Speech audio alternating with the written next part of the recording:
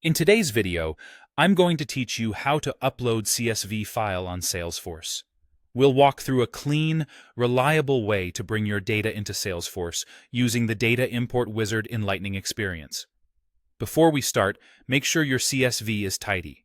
Clear column headers, consistent formatting, and values that match your Salesforce pick lists. Saving the file as a standard .csv and using UTF-8 encoding helps avoid stray characters. First, log in to Salesforce. From the Lightning interface, look to the top right and open Setup by clicking the gear icon. In the Setup page, use the Quick Find search bar and type Data Import Wizard. Open the Data Import Wizard, then click the button to launch it. You'll see a list of objects the wizard supports. Choose the object you want to import into, such as leads, contacts, or accounts. Picking the right object matters because it defines which fields are available and how Salesforce interprets your data. Next, upload your CSV file.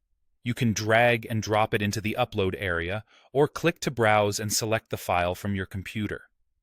Once the file is in, Salesforce will attempt to automatically map your CSV columns to Salesforce fields.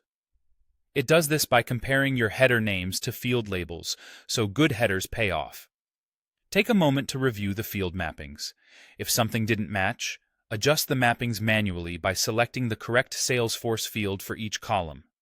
Ensure all required fields for the chosen object are mapped, and double-check special formats like dates, emails, phone numbers, and pick lists. If you have custom fields, confirm they're included and mapped appropriately. When your mappings look right, continue by clicking Next, and then choose Start Import to begin the load. Salesforce will queue the job and start processing your records. Larger files can take a little while, so don't worry if it doesn't finish instantly. You can monitor progress on the import screen, where you'll see the status and a summary of successes and any issues. For bigger jobs or deeper visibility, you can also check the status via bulk data load jobs in Setup. There you'll find detailed logs and, when available, a downloadable error file that points out exactly which rows need attention so you can fix and re-import if necessary. That's it.